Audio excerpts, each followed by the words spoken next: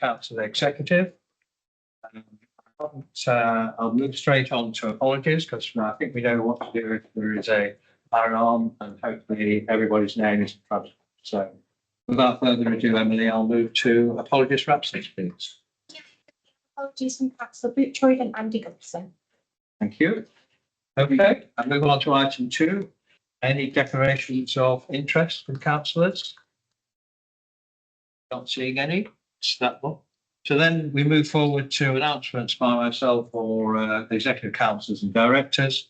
I've got 2 announcements. One is regarding devolution. Obviously, we are still waiting for a decision from the government in terms of whether our devolution work will be carried forward or not. We have been written to say to be in a holding letter, really. So we will be in discussions with the government later this month to try and establish what their view is. I think there is a deadline, Chief Exec, in terms of to hit an election for a mayor for next May. There has to be stuff going through Parliament fairly short. Yeah, that's right. We've been looking at a November deadline. So we are meeting the minister, myself and the leader are meeting the minister this week. But November will be the sort of deadline for us to be able to progress for a May 2025 election. Okay, so hopefully we'll get further clarity and whether the government's going to move forward or not. So we have to report back over the next month. My second announcement is regarding there's also infrastructure in Lincolnshire, and obviously, as we all are aware, there is a lot of major planning applications, major infrastructure plans for the county, of a lot. The specific in this case is the proposed pylons on the east coast of Lincolnshire, all the way across the county from the Humber to the Wash, effectively. We've had a meeting yesterday with representatives, leaders of Norfolk, Suffolk, and Essex, who also have the same issue. And I think we've agreed to work together because there are major concerns about the way this is being taken forward. I think there are major concerns about the lack of proper consultation, lack of proper explanation of and discounting other proposed ways of doing it. For example, putting a cable on the sea floor instead of putting hundreds of pylons across the countryside of the associated infrastructure. So we will obviously, as a council, respond to National Grid in terms of their proposals, but we will be hoping to work with other councils, other county councils, certainly on the East Coast, to have a united front, because I think we all accept that some infrastructure is inevitable, but we do think there are better alternatives, and in the long term, actually cheaper alternatives. And it seems to be that a headless rush to net zero too quickly is actually going to be very detrimental to this county. Don't want to add anything, Councillor? Yeah, thank you, Leader. Yes, I'd like to add, obviously, we have responded formally to the scoping opinion required for the Grimsby to Walpole line. I have to say the consultation issue you raised is absolutely correct. We were notified on the 6th of August that we had 28 days to respond to what is one of the biggest infrastructure projects this country has ever seen. 28 days in August, when people are not really functioning as an organisation. Government is off, many councils are off. Parish councils don't meet in August mainly. So it's simply not correct that a project of this scale is not properly consulted on. And we have a ridiculous situation where parish meetings, which were invited to comment on the proposal, not parish councils, parish meetings, have now been told they can't make representation because they're not a constituted body, which is totally ridiculous. Everyone should be able to comment on a proposal that affects them and affects the community. So I've got some real issues with the consultation process. I'd also say that you're absolutely correct, Leader, that this is an important strategic thing for our country, that net zero is met in a way that is deliverable. The government is clearly rushing. They've moved the target from 2035 to 2030 without even thinking it through. They've got no idea how they're going to decarbonise the grid. They're now asking people to advise them how to do it. It's already too late. You can't do it in 5 years anyway, because the infrastructure cannot be put in place. So there is this lack of strategic focus at government level in terms of how they're going to meet this ambition. And of course, the actual proposals to put pylons on shore without looking at the actual budgets for all the other options. And we have asked for this information, as you know, as an executive board. We met with National Grid. We requested the costings for the various propositions and how they'd worked at those figures. We still have not received that. So they are clearly intent on progressing with one option only without doing proper due process, which I'm afraid to say we are going to have to challenge legally. And I absolutely welcome the meeting we had yesterday with Norfolk, Suffolk and Essex. And I think greater together is absolutely the right way of doing this. The four authorities represent some 5 million people. And I think that is a strong message to government that we're not going to be walked on by people who are actually not intent on doing the right thing. And the right thing is decarbonisation at an affordable cost for consumers and businesses, and also in a way that protects the natural environment of places like Lincolnshire, because that is part of the economic driver and quality of offer we give people who wish to move here and people who live here. We're underfunded as a county area, as we've known, by central government. We don't get the services and support we deserve in the council, and that they want to take away from us the things that we use to actually generate the income that makes Lincolnshire what it is. So we've got some real issues that I've circulated the response to National Grid to all of you this morning, but we are very clear. We oppose the proposals. And we've made that crystal clear in our response to the planning inspectorate. Thank you. I think the other thing that came out yesterday was the lack of development contribution plans. Yeah. Everything else, there is housing, for example, there is but it's all seems very vague and. Well, there's no consultation at all either on transportation and the intersections of roads that are going to have to be dug up and how we're going to manage that process, particularly as they seem to be intent on doing it all at once. And you have to plan things strategically. We can't shut down the road network from Grimsby to Walpole while they dig up every bit of road along the whole route. It's completely madness. Absolutely. Yeah, thank you, Linda. Just picking up on Councillor Daly's point about the parish meetings. I've got a couple of them that have submitted responses. There was asked to submit the response, and then they've submitted it, and then they've received them saying, "Oh, we're sorry, you're a parish meeting, we cannot accept it," and they've just dismissed it. I mean, I think we need to, if we can help these parish meetings in any way, I think we should do. And I mean, especially when two of them, the pylons are running straight through the village, but they're not actually accepting their response. I think bit wrong. I think our policy, we do accept parish, because obviously, as we know, there are some very small communities, they don't have fully fledged parish councils, they have parish meetings. Otherwise, they wouldn't be able to collectively give their views. So I'm not sure where I don't think asked some of our officers. I think we are quite clear that we accept comments from parish meetings as appropriate. It would seem improper not to do that. Okay, so that's any further announcements anybody gives?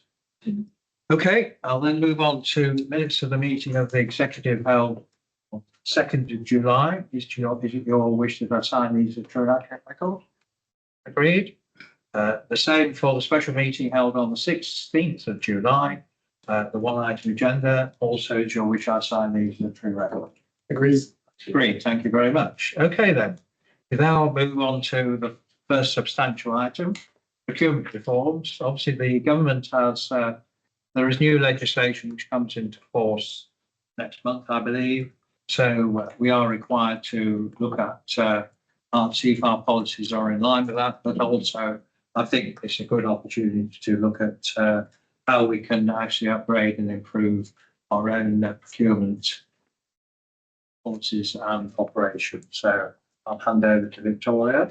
So we'll just run us through the paper. Thank you. Yes, thank you very much. Yes, as you said, we've got the new legislation in coming into force at the end of October. And this is the biggest change to public procurement since we've seen for a while. It is only relevant for new contracts and procurements. So we will be dual running with both legislations for a period of time. So we have updated the council's contract procurement procedure rules, the CPPRs, which are enclosed to reflect the new legislation, and also the legislation of the provider selection regime, which was launched in January, to reflect those changes to make sure we continue to remain compliant. So we're asking executive today to approve that. And as I have mentioned before, the intention of the new legislation is very much about delivering greater value for money, increasing the transparency and integrity of all our activity, and hopefully simpler and more flexible processes. So we have updated the CPPRs to reflect those. So you'll see in there some of the thresholds have been updated. We've added responsibilities in for contract managers, which is new, relating to publishing of transparency arrangements. We have strengthened the process around conflicts of interest. It's a new activity within the legislation, is we have to be much clearer on how we deal with conflicts of interest. Terminology has been updated. We've referenced some of the central digital platforms and things like that. So the reform isn't obviously is as the leader said, is going to change some of our operational activity and processes. And so we'll be producing some guidance, and I've obviously this will go in hand, the new legislation will go in hand with some improvements. And we've talked about some of these before. So particularly the routes to market, obviously we're going to have more flexible processes. I know we've used frameworks in the past, and we've talked about this last time. There's a view that perhaps some of them aren't as cost effective and deliver value for money. So we are looking at how we can design more flexible processes, so we're not necessarily just using frameworks. And we are only using frameworks for about 20% of our activity, but still we need to test them and options appraisal whether they're the right route. The new legislation will allow us to design the processes that we see fit. So hopefully we can encourage more local suppliers, smaller suppliers to bid where it's appropriate and proportional to do so. We will allow put some of the rules around that and generate some interest for those. Similarly, I'm listening that we need to make it easy to do business with us. So we'll have to redesign some of our documentation on the back of this to make it easier for those local, perhaps small suppliers and other suppliers to allow us to make it easy to do business. And similarly, the rules will allow, it's going to change the way we do contract management and do some inconsistent contract management, particularly focused on our supply chain management and our subcontracting, which again, I think we need to do some more work on. So although the paper today isn't necessarily about the legislation, out of the back of this will be some other guidance and changes that I'm picking up. I think that's probably broadly it, Leader, in terms of the paper today. We will be sending the constitution updates, which similarly being updated to reflect changes to full council next week for approval. And we are expecting very minor updates from central government on reforms, and we're hoping today that we can seek delegation to the Executive Director for resources and for those minor updates. But other than that, we're not expecting any substantial changes to what we've proposed today. Thank you. And so the recommendation was, I was a bit confused. That is about just changes to the overall framework, not having to get involved with every single. Absolutely not. It's just substantial. It's just changes to the CPPRs, not anything specific. Yeah. Thank you. Councillor Smith, this I think you're here on behalf of this group. Yes, Leader. I won't take much time because I think Victoria said basically what I was going to say, and it's in the report, which I know members will have read. It was very much something we need to do because obviously it's a legislative requirement. But as you've seen through the report, there was a robust debate, particularly about trying to make it more user friendly for small and medium sized businesses to bid on contracts, because there was concerns expressed around how onerous paperwork can be and other legal requirements that we may require from businesses. I know Victoria's said she will take that away to look at that. And it's very much a case of watch the space on the debarment process, because I know that was raised as how exactly does that work, because that's a new feature of the new regulations. But beyond that, Leader, no, I have nothing else to add because it's been covered. Thank you. Yeah, well, that's so supported by the. Yes, it was. And obviously, just on obviously their second point was about the supporting local and small businesses, and this sort of challenge between making sure we get absolute best value for Yeah, the yeah. taxpayer, on the other hand, making sure that that local suppliers and business have a fair chance of bidding for this. So I think anyone wants to comment on that, how, and I think the OB Scrutiny Individual also said, well, can we make it easier for small businesses to actually engage with us Yeah. and try and be part of it? That's probably the route to market. I just wonder what your thoughts. Yeah, so absolutely. And I think it's a conversation that Justin and I had as well, isn't it, about how we can, it's important that we engage with the economic growth team in terms of how we can publicise more of our opportunities. I think we need to decide where it's appropriate to do so. And obviously we don't want to spend, a lot of time advertising things that may be not suitable. So we'll need to go into this with a strategic, and have a look at the ones where we think local suppliers can do it. So I will work with Justin team about understanding more about the local area, what's available, how can we encourage that. I think we'll do some more advertising using, that way to encourage more interest in some of our opportunities. We were talking around potentially doing some how to get onto frameworks. I know we're not huge fans of frameworks, but we could do some. We will probably still use frameworks, but we might need to do some education sessions with suppliers. So we've got lots of ideas, in terms of how we can do some of that. I think we will need to redesign some of our documents to make them more user friendly, and we're doing that in some cases already. So we'll start building that out to get it. And it might be that we have some success in terms of local suppliers. It might be that actually we're still not seeing them because they're not offering value for money. But we need to be working with the suppliers we've got to sort of talk them through some of this. So that's my plans for the future. So in terms of, it does seem sometimes that I think the requirements we put on a multinational company to provide millions of pounds contracts. Mm-hmm. Is there enough differentiation between a very small contract where basically it could be one or two people, or there could be a sole trader who's can provide something IT wise or something? I'm not sure. Are we confident that the small people, we don't expect them to jump through unnecessary hoops?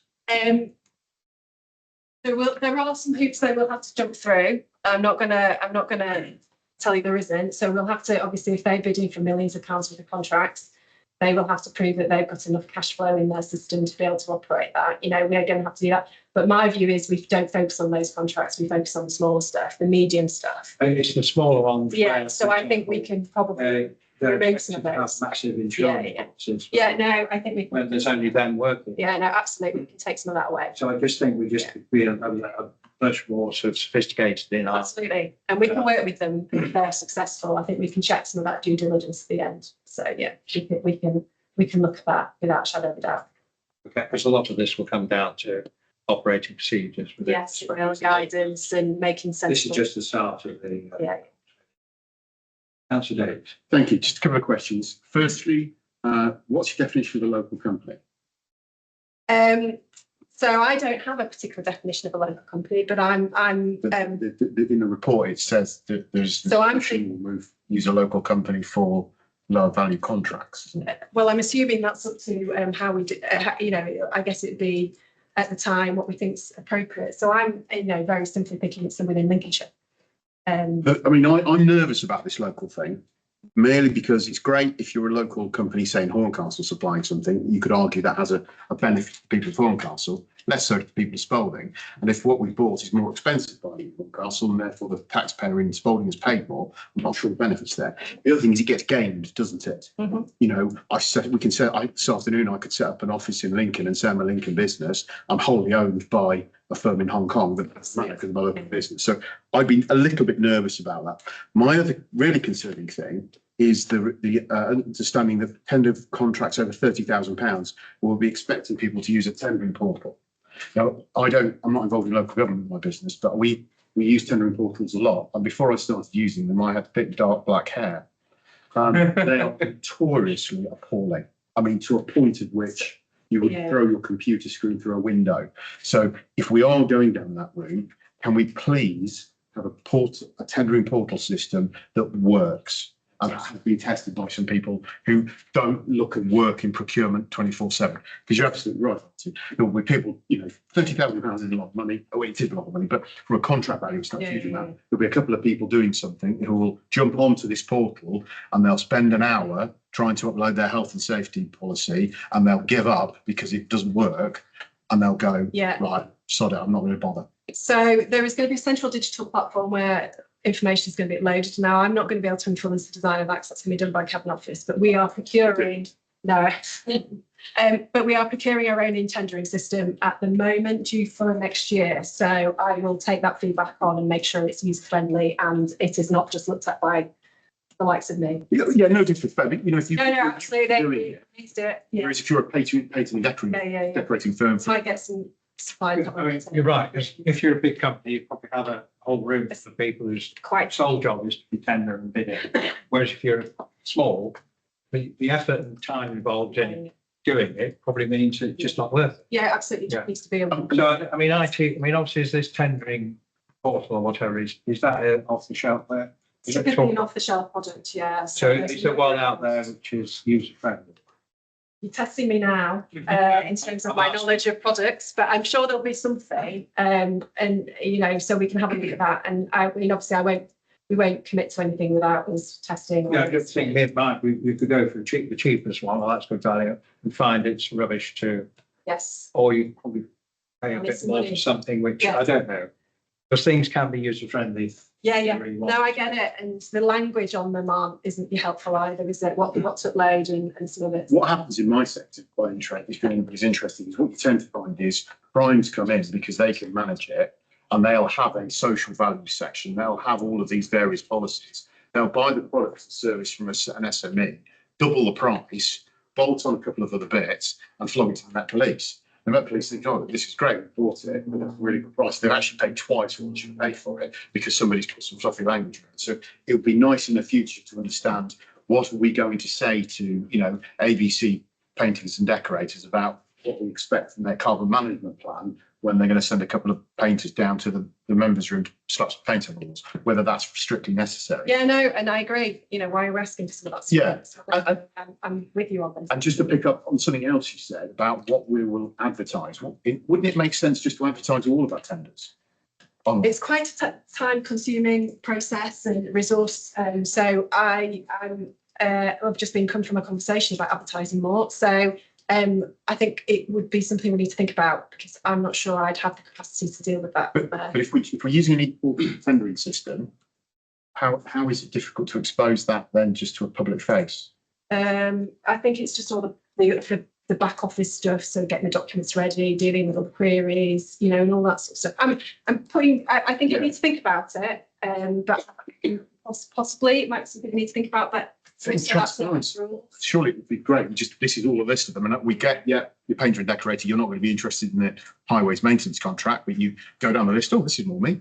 I think we need to think about who's registered as well. Because no point advertising it if the right people aren't seeing them. Because so I think I don't disagree with you. I think we just need to have a look at it and work out whether the benefits would outweigh the effort. Because I'm also conscious that we get a lot of FOI requests asking these kind of bits of information, which costs. And if we could just say it's all there, go to uk/tenders. They're all listed.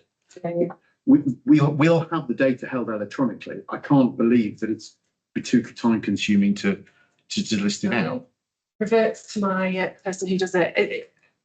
So we do quite a lot at the moment, don't we? But, So for below threshold, so we're talking anything below 214,000 if it's a services contract, or anything below 5.4 million if it's a works contract. Although the regulations are light in terms of what you can and can't do in terms of below threshold contracts, it is quite clear that you can't down select. So literally everybody that bids for that contract, we would have to assess their bids. That could mean that we would get 100 bids. And that's a massive resource burden on the officers that are having to review all of those contracts because we cannot apply any selection criteria. So it's not putting them up on the webpage, it's the problem. It's when they're, when the bloke with a pickup van says you can do the maintenance contract and you have to, okay. Yes, it's all that. So I don't disagree that we should look to emphasise more. It's just we need to. It's essentially knowing your market. So understand your market, and if there are there are not a massive amount of suppliers within that market. We can absolutely advertise those contracts. So when there are lots of suppliers within that market, that's when you would apply your invite five suppliers criteria that we put into the CPPR, so the contract and procurement procedure rules. Yeah, but then I get nervous about who's deciding which 5 we invite. Yeah. There is always, exactly, yes. There is always a dilemma. I will take away thinking about that Yeah. because I think it's still a big challenge around how we advertise more. And Leanne did say it is local to contract requirements. She's told me. So you asked me about like what to find. Contract. So I guess if we need to do something in Lincoln, it would be local. You know, that's the locality. That's what Leanne's just missed. What does that mean? So depending on whereabouts in Lincolnshire you are, it being local to your supply base. So so the officers that are contract managing that service will know who their suppliers are within that market. That be local to that market, and you have to invite at least one local supplier in our contract and procurement procedure rules. Is local a mile, 100 miles, 5 miles, 7 miles? It depends on the contract and how many suppliers you've got within that base. So you just need to understand the It's market. like we need to tidy that up a little. Yes, it's commercial. Yeah, that all sounds fair. I mean, I'd just say the department, Yeah. whoever the department is named should know what, but there is an element to, you've got to bring in competition and just check. The risk is that it all becomes a bit, you go with somebody who's reliable, Yeah. you know them, you know they're not going to mess up, and then sometimes people might do a better job or they might do a worse job. It's quite a difficult thing because obviously you change it, then it all goes pear-shaped. Yeah. I think you're right. We need to just, which you did again in when we got to the recommendation, that could be swept up in there. Further comments, please? Yes, Councillor David. Yeah, just a couple of thoughts really following on from what you said. In terms of below threshold procurement, how much of that goes local at the moment, would you say, in broad brush percentage terms? This is where I'm going to struggle to give you the information because I don't genuinely know. Do you know? No. I have asked the question in terms of what that is, and I don't think we've got an easy way to monitor it, to be honest. So that's something we're already looking at in terms of data. Lee's asked me for lots of data yesterday, so it'd be on my list of things that I'll be reporting to him. So, And I think in terms of the overview comments, obviously, Leader, you suggested we're here back in about 6 months' time in terms of I think it might be worth looking at that definition of local, because I'm a great believer that if you spend money in the circular economy locally, whilst Richard Wright, who's spending on cost, it doesn't benefit people around me, actually does in terms of business rates paid in Lincolnshire, and so that money does come back to us. So making sure we spend as much money within that circular county economy is incredibly important. In terms of online tendering systems, I've never seen one anywhere in the world that works in a way businesses can cope with. Most people just give up. Probably as easy to fill in one of those for a business leader as it is for a pensioner to fill in their claim for extra winter fuel money. Designed probably to stop you getting through the system. So I'd really like to understand when we get that report back in 6 months' time, what we're doing to streamline the system in a way that local businesses can actually A, get on the system, B, fill the form in correctly, and C, we're not asking for information that they don't need to give. Quite honestly, if you're asking for someone to paint a couple of walls, you don't need that, as has been said, you don't need a climate change risk assessment or any of this other rubbish that we offer for. It's not necessary. So what we need to do is strip out stuff so we actually get best value for taxpayers. Because that's our responsibility, but we actually do that on the grounds of how it supports the wider local circular economy for the county. Yeah, obviously in previous discussions, what tends to happen is, Councillor David, either somebody gets somebody in to do all that stuff, or a big contract comes in and then subcontracts, which will go to the local, but of course the big contractor tends to free them off. So it's not an exact, the problem is this is going to get worse because a lot of, you say don't do stuff, but some of this is legislation as we think it's bad already. And the stuff that's going to come down there. Final question, Leader, for me is just in terms of how members have an oversight role in relation to decisions, say under the threshold at 214. How are we consulted? Yeah, I think that's a very good. I mean, obviously up to between 75 and it's in consultation with the executive councillor, but obviously there is a question about the 75,000 below, and obviously we don't want as members to be having to look at reports for a 5,000 spend, but there is a question as how then that is collectively reported back. So I don't know what views, because a director could, I'm sure nobody present do that, could do multiple 74,000 and off they go. But I'm just saying in terms of how in a sensible way, councillors and indeed the council, anybody else, has a view as to where that money's been spent, how it can be reported.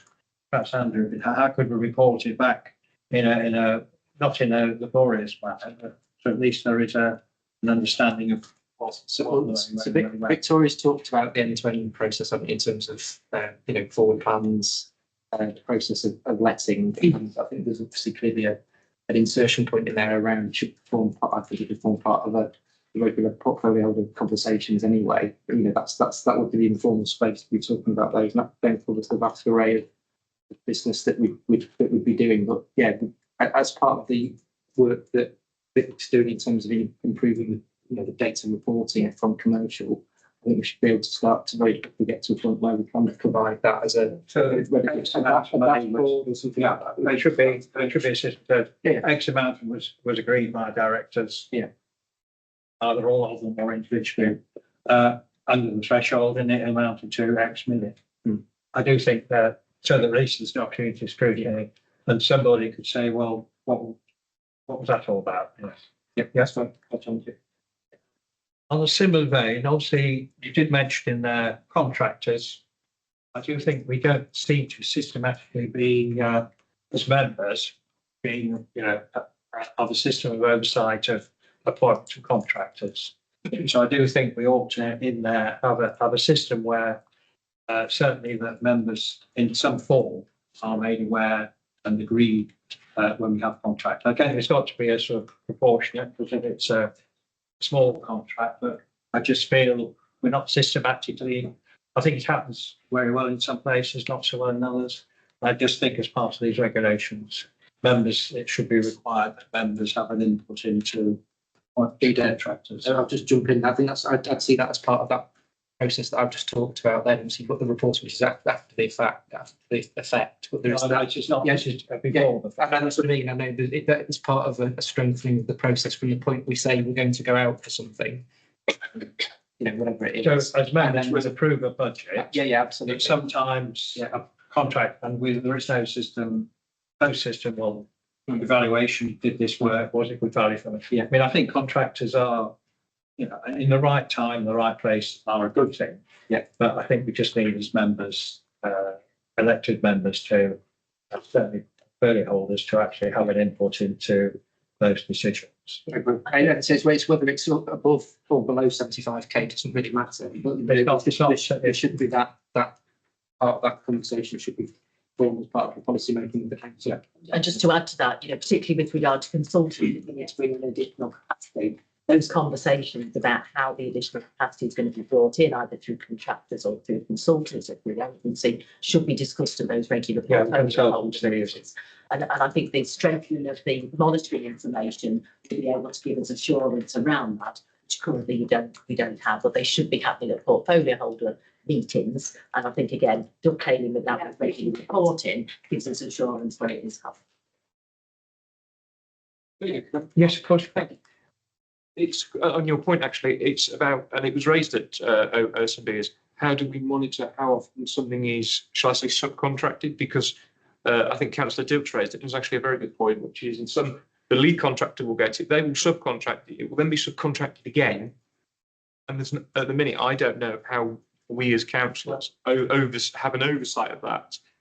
The contract is actually with the main contract. Yes, but there's no The subcontract. responsibility for anything going wrong It's with the main contract. remains with if we start trying to monitor subcontractors, I don't want to, we expect that subcontractors actually pull our fire for all the legislation. I don't know whether you want to add to that, but we can't be chasing around loads of subcontractors.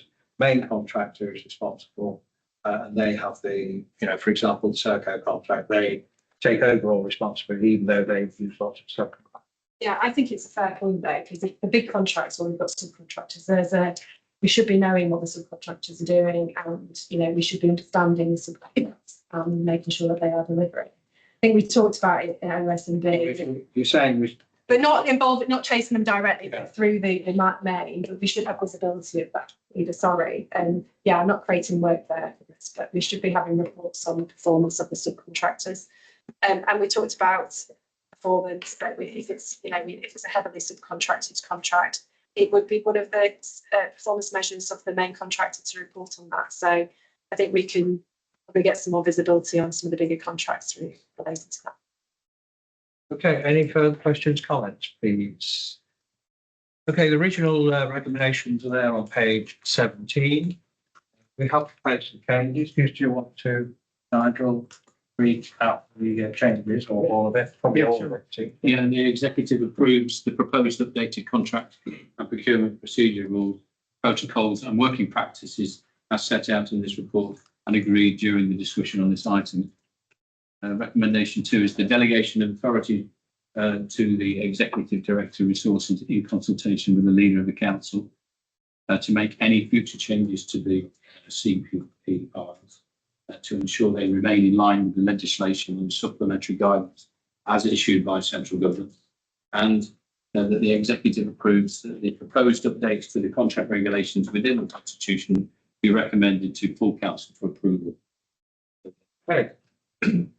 I propose that. Is that agreed? In favour? Yeah. Anybody against, abstaining? Okay, that's agreed. Thank you very much for taking that input. Okay, then we move on to item 7 then, which is the mixed year secure home acceptance of the DFE grant and main work contracts. If you want to start, Mrs. Bradley? Well, I was just going to say something. Yeah. I know, it's just. But we want to report in December regarding the secure unit. And the FD are funding this for the whole scheme. Well, they actually would provide and run this for the networks of DFE. So yes, so we're now able to bring a report, thankfully, saying that we've got all the funding now. DFE have given us an extra 6 million. So yes, can hand over to Sophie, please. Thank you, Matthew. Isn't it? Right. Yeah.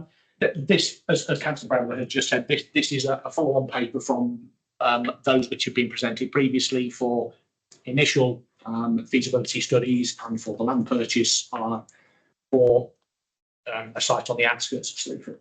The project is for the replacement of the existing secure children's home, which is in Sleaford, which currently has 12 beds, extremely outdated and in need of huge amounts of investment to keep it running. It's not in a position where it can be expanded. That's being explored and is cost prohibitive. DFE have now formally offered grant in the region of £79 million for the replacement of this facility. We are now looking at getting into main works delivery agreement contract for works to start almost immediately as soon as we have approval.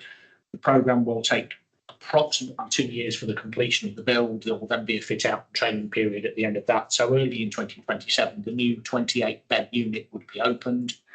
That will be operated by Lincolnshire County Council, taking children both from the county and the local area, but also helping to address a national shortfall, which is quite critical in the number of beds that are available on any given day.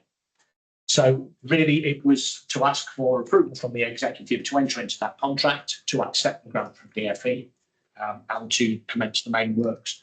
I have prepared just a very short fly through on a small part of the building. It doesn't take up about 2 minutes just to get a flavour of what the building will look like and what children and visitors will see when they arrive. So this is the main building coming in through the car park as any visitors will see. So this is just on to the north end of the street. It is just off the A17 flyover to the north of Sleaford.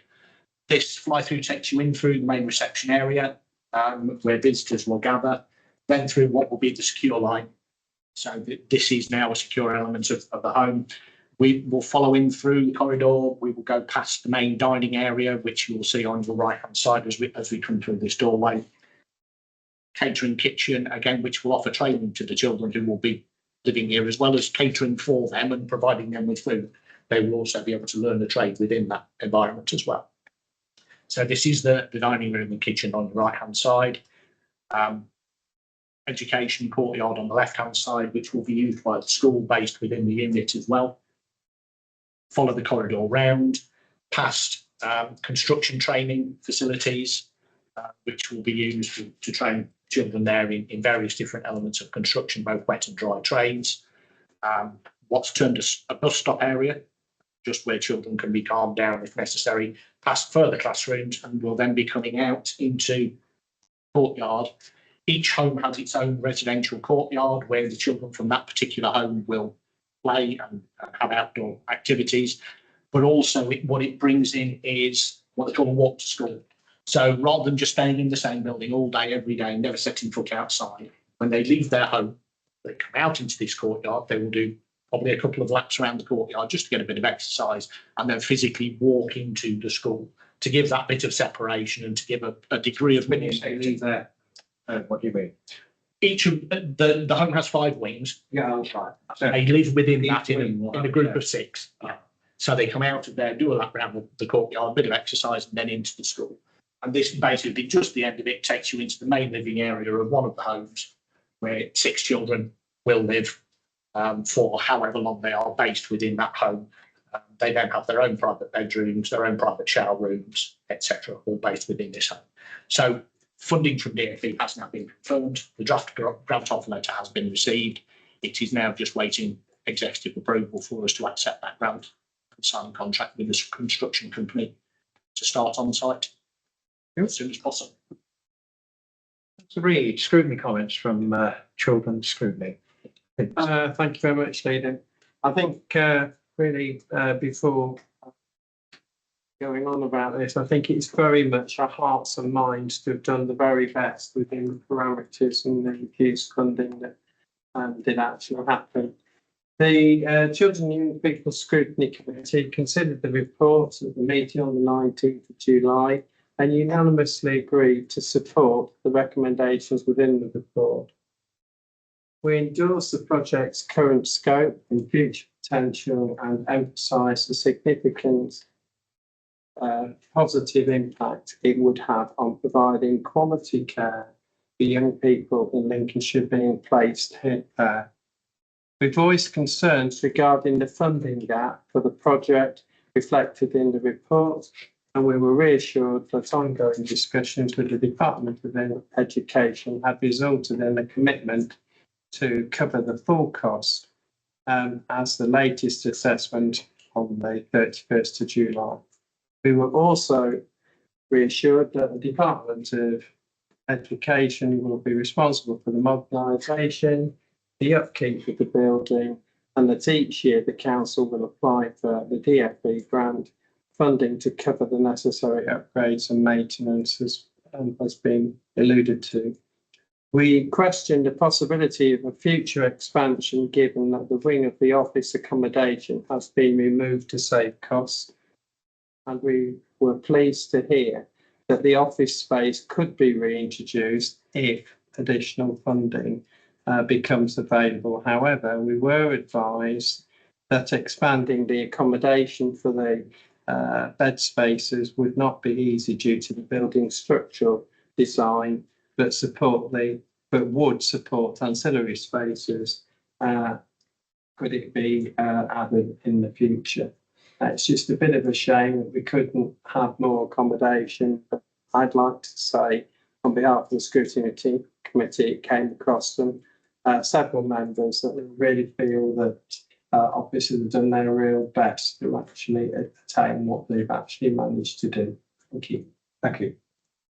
And obviously, it's got to be done to government requirements. Yeah. So obviously, the funding gap has been resolved, so that's good. So just in terms of the staff accommodation, how many staff will be employed there? And where they're supposed to be? Because obviously the fly path didn't really. Yeah, no, it doesn't. That could have been quite time consuming. My understanding is that there will be approximately 150 staff working at the building. Not all of those are full time. A lot of those will be working directly with the children, but there will obviously be a lot of support staff, etc. The staff accommodation is based upon the first floor of the building. The idea being that it's completely separated from the children. There's no reason for children to be up on the first floor. It adds complications trying to get them between ground and first floor. Then in each home, there will be individual staff bases for the staff who are working within that home on any given shift. And then a central administration area near the front of the building to receive visitors and professional colleagues coming for meetings, etc. So that's all sort of away from the areas that you see based at the front and upstairs. Sorry. I was just going to say, I went recently and the one we've got now, which is much smaller, and there's probably about 10 staff I met, but there would be other staff obviously overseeing what was going on in there. But it's like with children's homes, we have to have them staffed up, and at any one time, you know, some young person might need restraining. That might take more than one person to restrain a 16-year-old or something. So that's all I would say. They won't all be on duty all the time. No. And some of those will work in the schools, so they'll only be there for the education for the young people. And as we said, some of them will be administrators, so that it's a full staff and cohort, but they won't all be on site all the time. It obviously went through the planning system. Yes. What you didn't show was the secure fence. There is no secure fence. The building itself creates the secure boundary, if you like. The walls of the building are approximately 5 meters high. So the children are never in an exposed area outside of that building line. So that in itself is the secure line. The site is relatively secure anyway. It has the river on one side, railway line on the other side, and then a ditch across the northern end of the site where the entrance to the facility is. So whilst it's not physically fenced off, the railway boundary has a fence because that's Network Rail's requirement, but it is difficult to access. The building is absolutely secure. What we've done is we've... So obviously got no access for staff. Yes. So how, just to explain the security so that staff can go in and out, but children can't sort of burst through, so to speak. Yeah, staff will drive up. There is a car park barrier which is activated by 24-hour manned control room. So it has CCTV control, so it views who's coming in and out of the building. They can then drive into the car park. They can then access. There is a staff entrance next to the visitors' entrance. Again, that is secured. That will be fob access for staff, controlled access for visitors. Behind that reception area is a secure line. You cannot get through without fingerprint identification, fob access. The external walls of the building, apart from that front office and meeting room area, are simply concrete. It is a concrete corridor all the way around the building, which is 5 meters high on its outer face. The children have no access to that corridor unless they are being escorted. They are simply kept within the shell of the building at all times. They have no way of getting to the outside world. There are at least 2 or 3 locked doors between them and the outside world at any given time.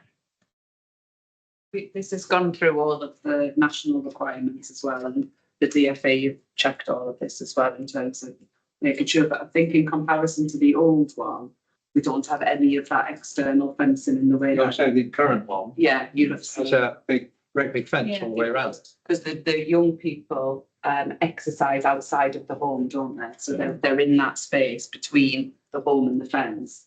In this model, they'll exercise within the grounds of the home because it's been built with the spaces in between. So a bit like the quad surrounded. Yeah, absolutely. Yeah, absolutely. Which will be more pleasant for them in lots of. I understand what you're saying, but you know, so you're saying it's impossible for a child. I mean, we're not talking about slightly naughty children, are we? No. It would be impossible for some child to overpower and stuff and burst out. Because any door that leads to the outside world is controlled by the control room. Right, okay. So they would be visible on the camera trying to get out of that door. It's sort of like a modern prison. It is. So very much so. Just want to be sure that. And in terms of obviously this social expansion, is that not really on anybody's radar there? I think that in time we will be asked about the expansion. I don't think we've got any doubts that the current state of the secure estate nationally, it's under huge amounts of pressure. At every place there are 50, 60 young people waiting, and so sadly there is huge amount of pressure. So I think what we know in the current secure unit, every time we have a place become available, it is filled straight away, and we could have filled it with 50 young people. And there's definitely a move nationally, isn't there? A way. So we've got a lot of young offenders institutes. This is a secure children's home. It's run like a children's home. That's how we've done it in Lincolnshire. It's definitely not a young offenders institute. It feels like home. And so as we've scaled up, we've made sure it continues to feel like a home by creating those wings, so that you'll have dedicated staff groups to the different wings, so that they're not saying, of those 150, they're not seeing different staff every day. Those young people build a relationship with people that they're with, and we do everything we can to support them in terms of developing their skills, developing their emotional resilience, and operating as a family. And it's we very much that the demand nationally is on welfare secure beds, not so much the YCS beds. In this building, we've actually incorporated some what we call step down, so that we can support those children to be ready to then move back into the community, so that there's that consistent movement of those children that are in welfare secure.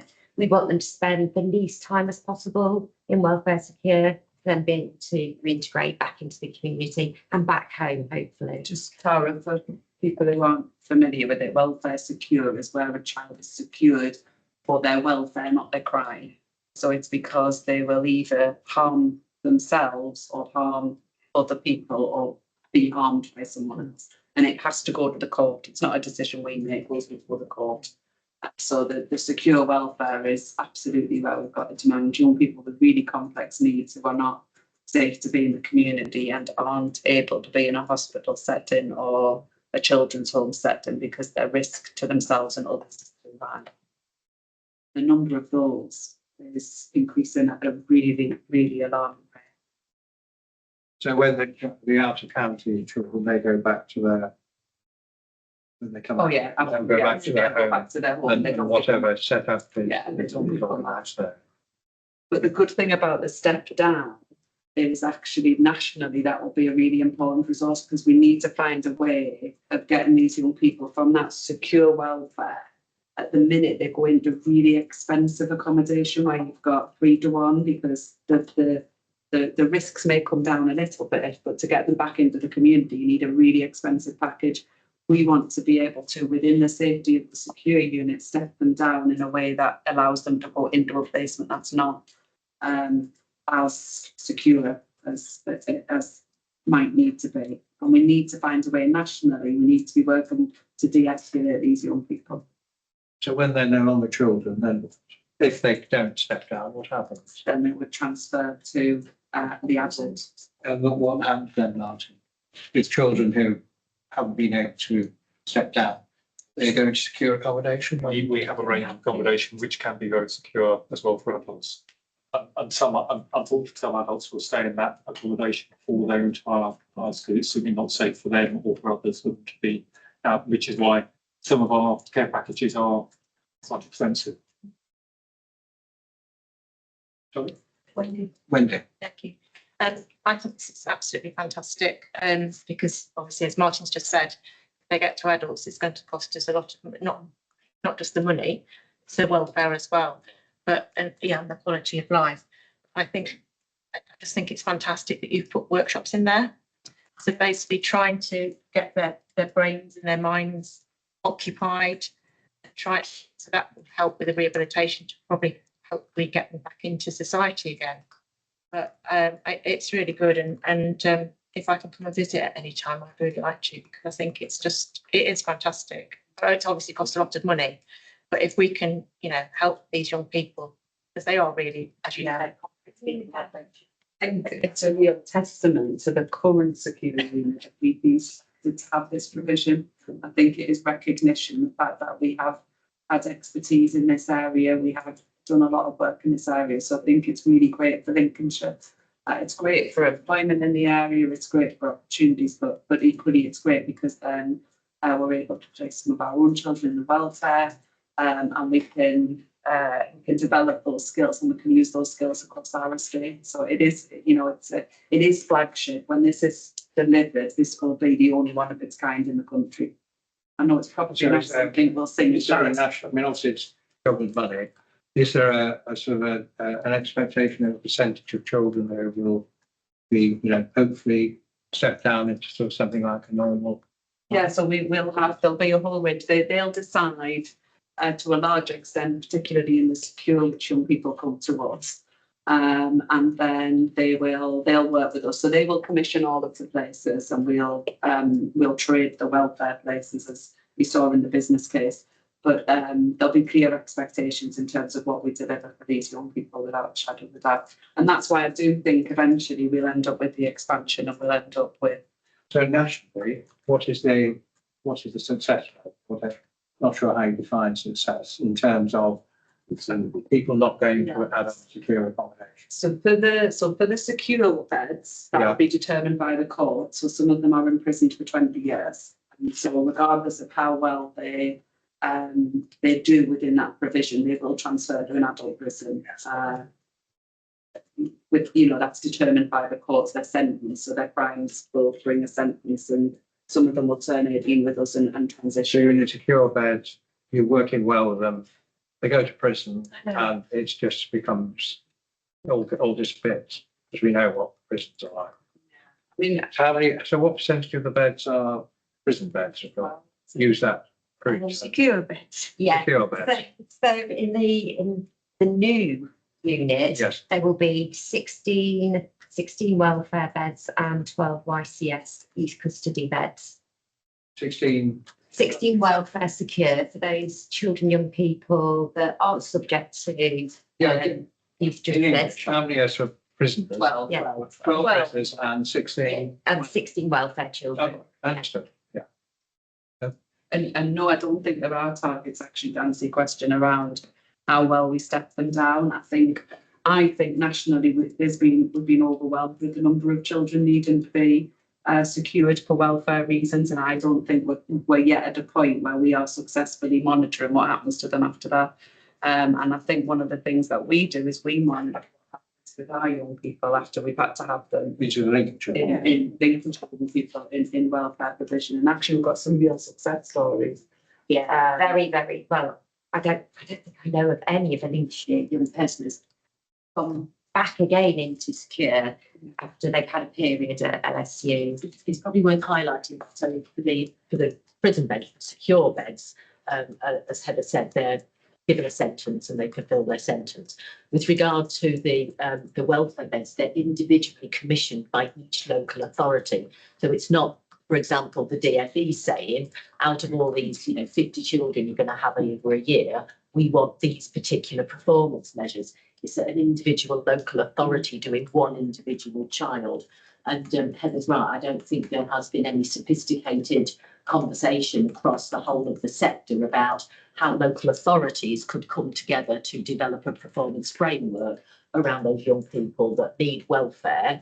Because I think literally they're in a position at the moment of being so desperate for a place, they'll go anywhere that child could be offered a placement. But if our staff will be our staff, they're doing so. Surely our staff should, for everybody, there should be some sort of criteria. Well, the expectation is that X% will step down, because that's where if they're doing everything, and the host authority will just hand them over.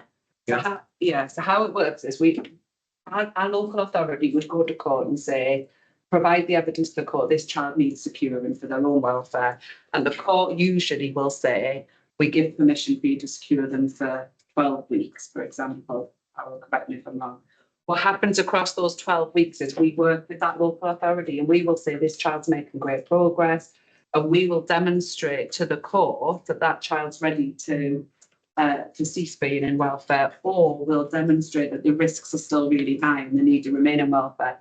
And the trajectory for each of those individual children is something that's discussed with the courts. So the courts will have a clear view in terms of how long they're prepared to have children secured and what conditions they want around that securing. So we work really closely with the courts and with the teams in the It's enshrined in regulation and statutory guidance as well. So like any of our children's homes, subject to Ofsted inspections as well, and the secure homes regulations. So every child, regardless of which local authority they come from, will have a secure review at intervals throughout their time within the secure unit. And there's independent panel members that have that oversight, including advocacy, in terms of elected members as well, that sit on the secure review to ensure and be confident that the child either meets the criteria still or doesn't. And if the secure review says it doesn't, then actually we have to step that child down. Or if we disagree, we have to go back to court and get the court's permission. Yeah, not really. It was more about success in these damaged people. Yeah. Doing all we can to actually enable them to have something like a quality of life when they're. The other bit that's really important is we work really hard in Lincolnshire to get the right moving on placement, because that's key. So when we've done that work with that young person and they're ready to move on, we want success at that point. We don't, as Tara says, we've never had a child have to go back. That work is on other local authorities. So that to me, that transition is almost, hugely dependent on where you're transitioning them to. Are they able to visit? Are they able to have visits in from the work that's going to be looking after them? So I think that's something we'll continue to work at. Okay. Other questions, comments? Yes, Richard. Councillor Davis and Councillor Woolley first. Please have your hand up sometime. Green space, I don't mean landscaping, green space for these young people. I don't see it on the plans. Is it there but not shown? It is something that unfortunately is very difficult to manage within the building. There are the courtyards where they can play. There is a multi-use games area where they can have sports. Unfortunately, green space is something that doesn't tend to fare very well given some of the children who are there. So a lot of it is hard surface, a lot of it is just hard landscaping, etc. There is green space outside where they can be taken by staff, but the green space within the building is actually quite difficult to do because I'm afraid to say it doesn't fare very well. It tends to get wrecked fairly quickly. So they potentially do have access to it depending on the nature of the child and exactly that. And again, this is part of the process. They work with the children to determine whether they think they can be trusted in that environment. They will be taken out by a certain number of staff, etc. after a period of review. But there isn't a perimeter fence. There is no perimeter fence. But as I say, you've either got the railway line or the river, which would make it extremely difficult to get on and off that side anyway. It creates a lot of risks as well. So you imagine if you have trees and things that in a school, you wouldn't consider the risks of what could happen with that. And within this environment, and again, a lot of this is done by the national regulations around what can be freely available and what can be risk assessed and access. So there can be risk assessed and access, but it will be slightly different. If I just may continue, I'm a little bit surprised because even in adult prisons, you've got green space. So that can have a fence around or does have a fence around it. So particularly young people that just have all concrete all the time, most of the time. Not sure, but like sort of it, but there are one or two areas. There is the education courtyard and welfare courtyard, which do have planting and flower beds, etc. within it. But the normal courtyards where the children would go out to play, that is just hard landscape. No, that's fine. But thank you. Okay, thank you. Any further comments, questions? Okay, recommendations there on page 92. So basically, we approve the procurement of the works as been described by Matthew, accept the grant and delegate any further decisions to the Executive Director of Resources and Consultation.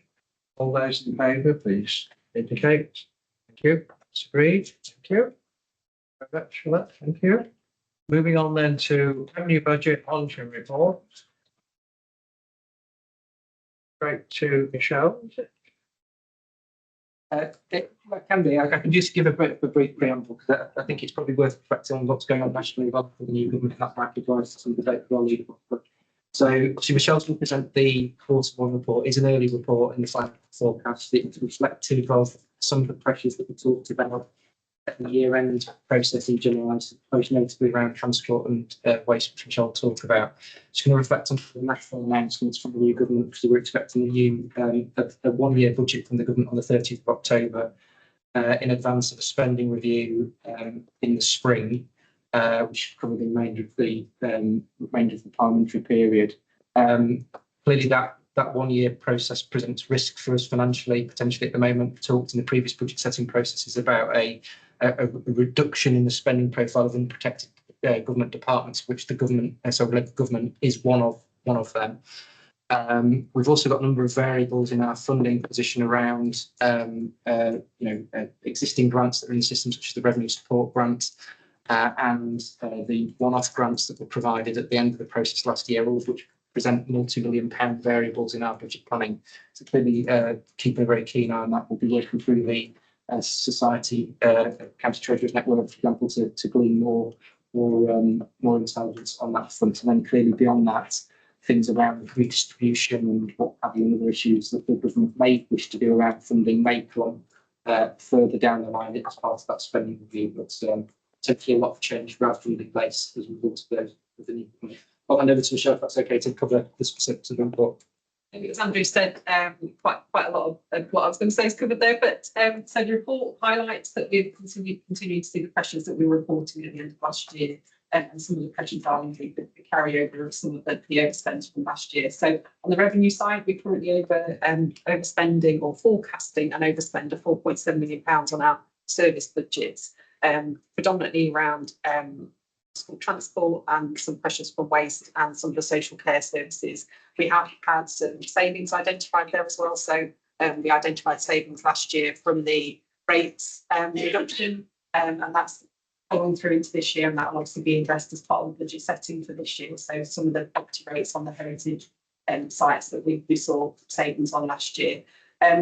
Whilst we're forecasting overspend, members be aware that we've got a corporate contingency that's currently not committed to anything. So we've got a £6 million contingency request going in with the papers at council next week to increase that by 1.4 million from last year's underspend. None of that is committed at the minute, and if those pressures that we're currently forecasting in the services can't be dealt with by the services, that's obviously the first call on that contingency. The only potential pressure we might have on the contingency that we're not budgeting for at the minute is any wavering from the forecast on the pay award. So pay award for this year hasn't been agreed. We've budgeted a global 4% across our budgets to allow for that, but clearly national position at the minute is slightly more than that. So every 1% of increase over that 4% creates a £2 million pressure for us. Also in the report, we're highlighting that we're seeing budget pressures on the high need elements of the dedicated schools budget, forecasting and overspending in that area as well. And the report just gives an update, as Andrew said, on some of the national announcements and what that might mean for our budget. Also an update there on the use of use of earmark reserves and the development funds that members have been moving into over the years to deliver additional services. So that's all I was going to say on the revenue side. There was any questions. It was unanimously supported. Michelle's touched on one of the biggest areas of concern, which is the potential around the pay award being higher than is budgeted, because a 1% pay increase above that equates to £2 million, which is obviously a considerable amount of money. And obviously, there seems to be a recurring theme. There was quite a sizable debate on school transport, but particularly SEND transport. So that is where the problem of the budget issue lies. The county council network, a number of, I think it was about a year ago now, did a very good report on that. If you take just the standard transport, there is no budget issue. It's the fact that contracts for SEND transport are very, very high, and around certain requirements which we are being mandated to meet, even though in case of some children, actually in real terms, it's not actually something they actually need, but something we're obligated to meet, which obviously causes an additional funding strain. There was discussion around the eligibility of how SEND transport works and route mapping. I know Chief Exec went into a great deal of that over in the debate. Take about 6 months to, I think you said 6 months to years. So I won't go into that any further. And the only other one, really, Leader, is the concern around the possibility of the government reclaiming funds already allocated around adult social care, which sort of again feeds into and Andrew's announcements, and we're not sure what's happening there, but they're the two sort of big areas in terms of the budget. I know Councillor Dyer mentioned drainage as well, and the possibility of increasing the funds there, which I can't speak for all members, but I'm sure if that is an option, I'm sure that there'd be quite a lot of us that'd be quite happy to do that. But we'll have to wait and see where nearer the financial outcome where we are with budgets, because I know it's only quarter one. But no, it was unanimously supported, Leader. That's what I've got on that. Yeah, I've also got the decision on the outskirts underspent next week, so some of that will be covered. Questions, comments, please? I mean, I think just the two obviously scrutiny raised the issue of potential trying to constrain the budget, which is very big. Yeah. So just if you want to just identify there's some work being done to try and see sort of trim back some of the increases. Yeah, that's right. Thank you very much, Leader. So as we've heard, the sort of pressure is on mainly special educational needs and children who've got an education, health and care plan. And we're obviously seeing increased numbers, we're seeing increased complexity, and we're also seeing increased decisions made by a tribunal who are deciding in favour of parents around where children should be best going to school. And I think it's worth highlighting that about 98% of decisions made by the tribunal where parents bring them to challenge the local authority's decision of which school could meet that child's need, 98% of the time the tribunal votes in favour of the parent. And obviously then we need to provide that placement, and we also need to provide the transport to that placement, which could clearly be significantly more expensive than if we were to provide a local school. So we are doing a lot of work across the whole of the corporate leadership team within the programme around homeschool transport. There's a work stream around how we can be more commercially effective and work better with the market, and within that exploring whether or not there are particular focuses where the local authority should step in to try and generate the market, and we're just exploring that at the moment. As Councillor Smith has said, we want to look at eligibility and be assured that our eligibility is being robustly applied. And within that work stream, also look at how we can support parents and how we can support children with special educational needs to be more independent. So just because somebody has a taxi one day, actually what can we do to promote independence so that young person is more able to function in adult life through independence. That's a second piece of work. The route mapping work to make sure that our routes are as effective as they possibly can. And then also to look at policy.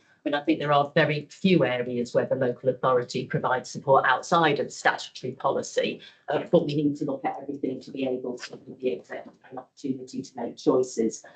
Worth also highlighting, this was raised in the CCN report that Councillor Smith raised, is that the current policy with regard to homeschool transport was developed in 1944. And I think we would all agree that the world family life has moved on considerably, but the criteria set out in 1944 still applies to what the local authority.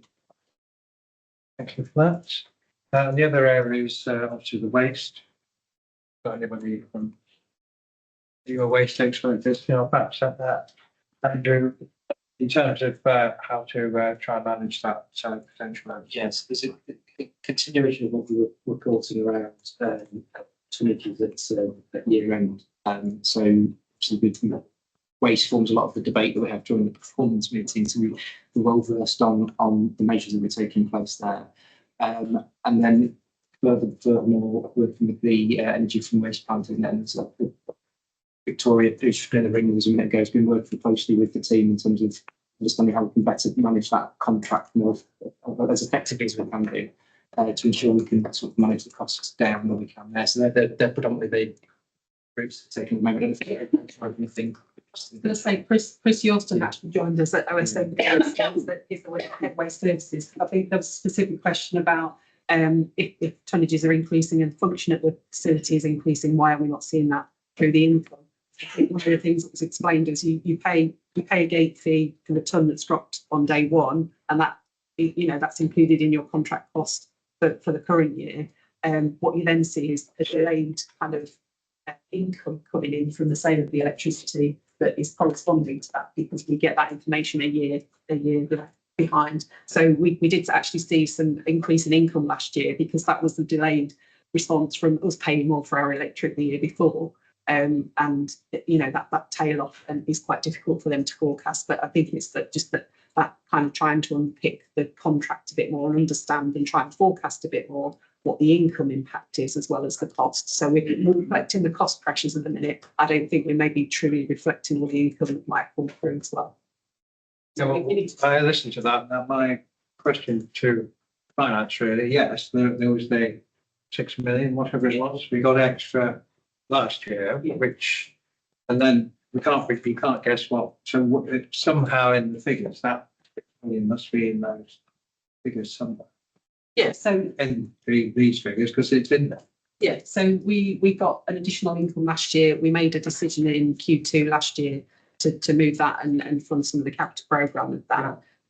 We will see income in this year. I think because it's delayed by a year and we don't get that information from FCC, it's difficult for the service to forecast what that's going to be. But given what we're paying for electricity, we know what we're paying for our costs, so we obviously have to forecast what that is in terms of the income that the plant should generate. So I think there's a bit more work to do on the forecast with this. We're just kind of reflecting what the increase in this presentation of waste was in Q4, but I don't think we've fully reflected what the income might be because we don't get that information in a timely way from FCC. So there's a bit more work. So you should be able to estimate what is a reasonable guess at the potential income from here. So we also modestly net off the potential. we modestly increased the budget though as well, didn't we? Yeah. I think it's about £800,000, I think from memory. And I think if we look at the way that the corporate energy budget spiked radically, didn't it, to the tune of about £3-4 million, I think, and then it sort of dropped off very, very quickly again. So we would expect to drop from that £6 million, and it would clearly be around where, as I say, once we've got some better intel, it won't be as much as £6 million for next year, but I'll say for certain. But there will always be growth in presentation of waste if you've got growth in your housing and the the residents of Lincolnshire. So there's this recognised growth, but what we need to do is just be a bit better at forecasting around the income from the plant as well, which I say the challenge is that information is a years late. So we won't get that income at the same time that we're getting the cost. There's a year's lag on that, but we just need to forecast that bit better. Danny, if you want to come in? Yeah. So You're a waste expert. in terms of there's obviously been a lot of growth in Lincolnshire with the housing growth and everything else. There has been, I think, roughly about £9,000 a tonne extra going to the EFW, which is when it was. I'll just give an example. Say it was running 100,000, it can run at 180. You'd have 10 or 15 days when the site was offline to store all your waste. Now it's running at quite a high capacity. You've probably only got 5 days storage before you start having to move it somewhere else. So the cost of that has increased. But we are looking at and looking at another EFW to get rather than saying, quick, can we find somewhere, actually having a contract to move that stuff to. And the food waste, when that comes in, that should lower it by about 30,000 tonnes. So over the next 4 or 5 years, it should just be sort of steady. But I think after that, if we was to be honest, it is going to increase and the cost will increase. I think there's a lot of work to be done in this area because given the changing in the regulations and the requirements for the different collection and disposal, that whole anaerobic digestion kind of thing, I think there's a lot of work to be done on I it. suppose a lot of the card and paper presumably has reduced the tonnage going to. Yeah, well, that's reduced the tonnage, I think, and decrease the costs. Still 2 more. Yeah.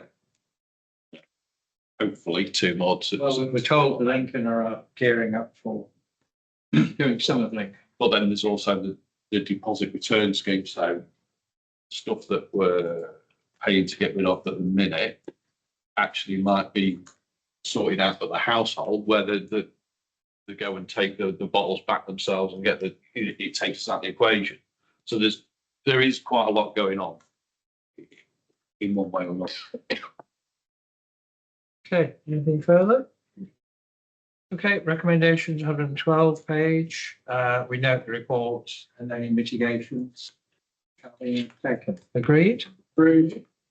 All in favour? Thank you. Then we move on to capital. Okay, so we're currently forecasting a gross outspend of 15 million on this area with some additional funding expected, so a net outspend of 5.3. It's probably worth noting that this early on in the year, a lot of the variances are due to timing as opposed to scheme over and underspend. So we'll be doing quite a bit of work during Q2 to look at the timing of the schemes and the phasing of the budgets that's needed. There's two main variances that are noted on the report. One's highways maintenance, which we know that we over program in that area, and we're doing a bit of work to make sure that we've got all the budgets that we need to make sure that's a true reflection of what that forecast needs to be. And also the old Roman Bank scheme, which we are progressing at risk, and is lined up with obviously the devolution discussion that you talked about earlier and the funding that was promised up front for those schemes, and we're progressing that scheme as a priority for Lincolnshire.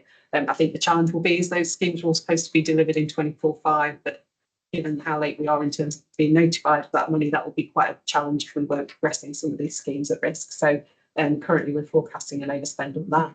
If we do get to a position where we do have to fund it from local money, there is money in the future programme around the coastal path programme that we can draw down. That hasn't been committed yet to deal with that. Thank you. Any comments, Craig? Lincoln, North Agton Relief Road, we don't know. But obviously, if that was cancelled, that would presumably impact on the capital program. So we're currently working on the fact that it's a £200 million scheme with 100, I think, coming from DFT. We've spent a significant chunk of it. The programme's been worked on and has gone through a significant amount of work already. We don't usually get DFT full sign off until we get to a quite advanced stage through planning and things with any of our road schemes. So we always work at risk, I think, with these schemes. It seems unlikely that they'll pull the plug entirely on this, but again, waiting for the DFT to come back. You know, sooner rather than later. Just received a heads up this morning. We've been about to receive a further tranche of money for it. £6.6 million, which will be hitting the bank account on the 11th of September. So there's still money flowing from government, but it's the wider full scale project. Tries to get quick, Andrew. Anyway. And we did confirm that the question was asked at OSNB about if they do decide not to continue with the funding for this, whether they can reclaim any money, and that's a no. It's some cost as well. So they won't be able to recover any of that because we've done it under agreement with them. So. Okay, thank you. Good. Recommendations, again, similar notes and any inflation. Agreed? Agreed. Very much. Thank you, Michelle. Final paper is the corporate plan success framework.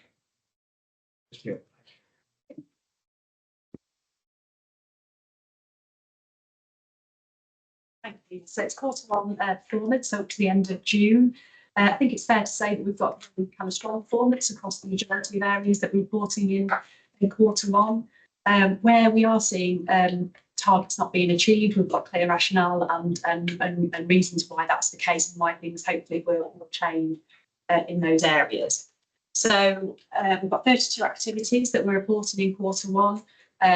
Of those, none of them are red rated, so no significant concerns, and 90.6% of them are rag rated green, so progressing as planned.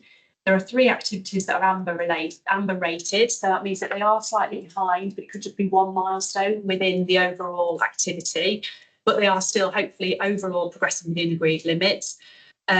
We actually have A65, which is the activity around devolution, which is actually reported twice against both supporting high aspirations and create thriving environments. So it's actually only 2 separate activities, but the devolution one reported twice. We've obviously heard already the position around devolution and obviously the general election pausing where we are with that, hence why it's been amber rated.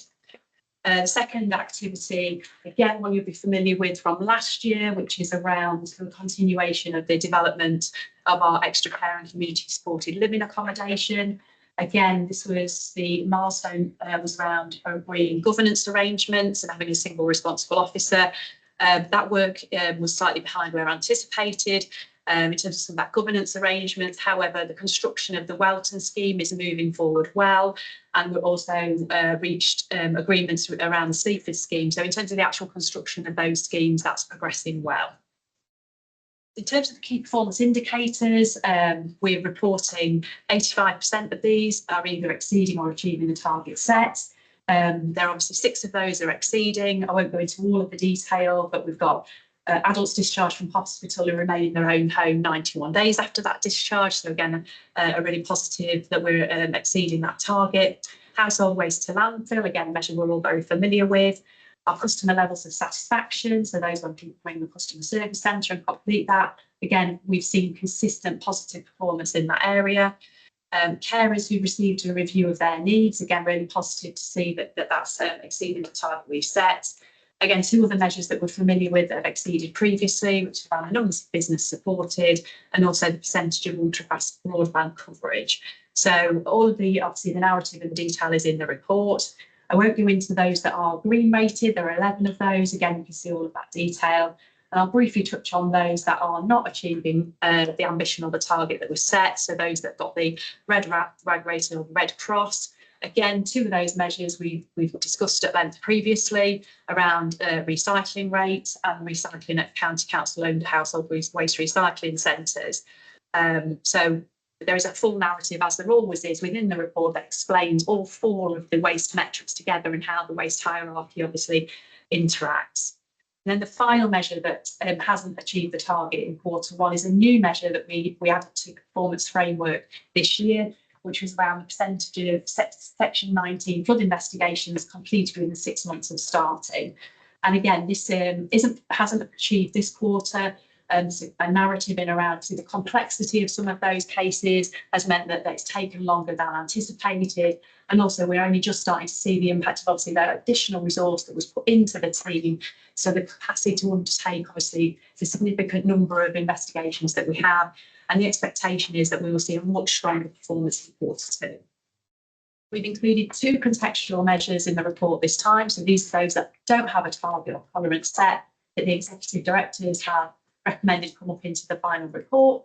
The first one was in Q4 as well, which is around the overall highways combined score. Again, wanted to include this because again, we've seen another further positive increase, only small, but in an area that historically is challenging in terms of the work, the sheer volume of work that goes in and contracts. Really positive to see that continue to improve. And then the final measure is around the tenancy and occupancy rates in our economic development portfolio, which is performing really well at 91%.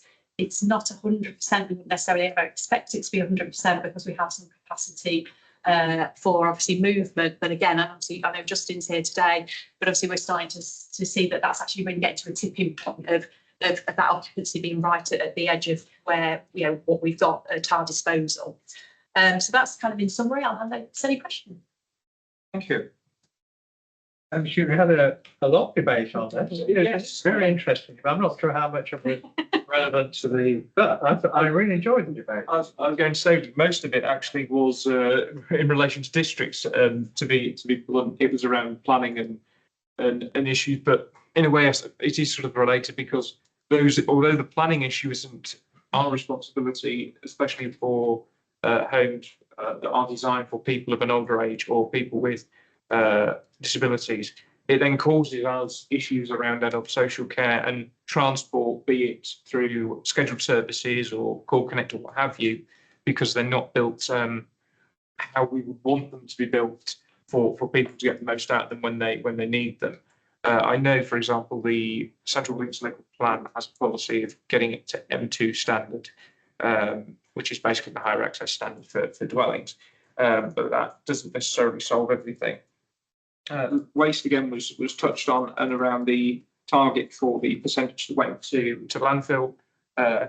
Colleagues thought that 5% actually was quite high, given what's coming down the road with the other two authorities going to carbon collections and then the food waste requirement for 2025. Members felt that should be reviewed, that we should be having a lot less going to landfill. And then the other one that was discussed was what constituted, and I'll find a carers conversation, because although it was touched on the report, I think Councillor Brockway wanted some clarity on exactly how that worked. But no, just want to pay tribute to officers because, as I said in the report, most things are either green, progressing well ahead of plan, or they're progressing on plan, and it's not easy at the moment with a lot of things up in the air. As you know, Lee. So no, just want to say thank you very much to officers. But yeah, that's all. I mean, just to clarify on the waste, the actual performance, I believe, is something like 2% going to landfill. But I think the committee felt a 5% target. It has been 2% for some time. But a 5% target was too generous. And I think there was acknowledged by officers present that that would be looked at to actually know to somewhere like where the usual performance lies. There was lots of praise. There was praise for the high wage, wasn't there? Yes. A noticeable improvement by members, and I see from the performance we are you're ahead of your benchmark, so that's good. So the extra money and effort being put in is, personally, I do think it is noticeable. I can certainly notice it in my Parish Council last night, and one of the members said, "Well, I reported something 2 days later, it was fixed." Which is all. Can we apologise for that? It's a very, very minor road, but he was, so much work. When the winter approaches, we'll see where we get to, but that's good news in terms of that. I'm just looking at these, but I suppose on page 170, the percentage of adults in receipt of adult care receiving these in the community was sort of just below target, but we are looking at the bar chart below, it's all very marginal, but one of the worst performing in the country, largely. And I know there's a narrative about how we address that situation. Yes, so we are, as I say, we're not particularly good at that. It's partly we have a low number of people in general who receive care, and that may well tell you that the people who, if you have a higher threshold, then the people who are receiving care are more likely to need higher levels of care, which are in residential care. So there may be an element of statistics there that it might be masking that we're actually quite good at keeping people out of the care system entirely. But we are looking very closely at this. We're going through a rigorous peer review process with colleagues in the rest of the region. Part of the process we've done for some time, where we're having people from other councils coming to look at us and give us a sense of what they think about how we're performing and draw on their expertise about how we could improve what we're doing. So it's quite a rigorous area that we're looking at to see, can we do something about this? And we're also looking very carefully at the data to make sure that we are absolutely sure that the numbers that we're submitting are correct and represent the reality of where we are. And there's a few areas we need to correct and update that. Anything to add? I think that's quite right. I mean, we don't want people in Lincolnshire to go in a residential home, and I think in other places, people have just put in to a residential or a nursing home far too quickly, where we are doing all our best to keep people at home, which is where they want to be. And, you know, sometimes it goes against us when we're trying to keep people well and Yeah, happy so at it could home. be a perverse Yeah. result because. Yeah. Okay, any further comments, councillor Corey? Thank you. Caroline mentioned about the target for business units, commercial units, really impressive hitting of the targets. Do we have a target for voids, and how do we make sure that the voids are turned around quite quickly? How do we do that? It's Justin to answer that point. So we don't have a target for void, we have a target for occupancy. It's generally best practice to get about 85% occupancy. We know that people will want premises, and when they want them, they often want them very quickly. So if we can't satisfy that, that becomes a difficulty for us. So what we tend to do is promote the vacancies that we've got through fairly normal routes, working with estate agents, through press, etc. What we have got is a sort of significant demand for property on the southwest of the county, going up, I suppose, as far as Lincoln. And and our Skegness facilities for the moment as well, actually. But looking at demand, certainly in Gainsborough, it's about 60%. So we've got pressure in Lincoln and in Grantham, Deepings type of area. And then we've got some gaps up in the Gainsborough area. I suspect Gainsborough will come up to the 85% target as more houses are built in the town, but the pressure remains on the others. The private sector isn't really delivering. For we wanted to raise it as one of the challenges that we're thinking about. Anything further? I'd just like to confirm that on the Section 19 investigations, the extra resources will obviously reflect in the next report quite clearly. And I'm, having spoken to officers, I'm fairly assured now that we will have completed all the Section 19 investigation backlog caused by storms Babette and Hank by the end of this month. And then there'll be a reporting on what we have to do to address the challenges discovered within that investigation process. And I just also mentioned that the external review of the Horncastle flood incident, our work in reviewing the EA report, will be going to the Flood and Drainage Scrutiny Committee in October. So we'll leave that to Councillor Ashton's committee to make recommendations to us after that. Very good. Anybody further? Thank you very much. So recommendation to renote in centre, is that for you? And with that, that concludes the meeting. Thank you for your attendance. Average,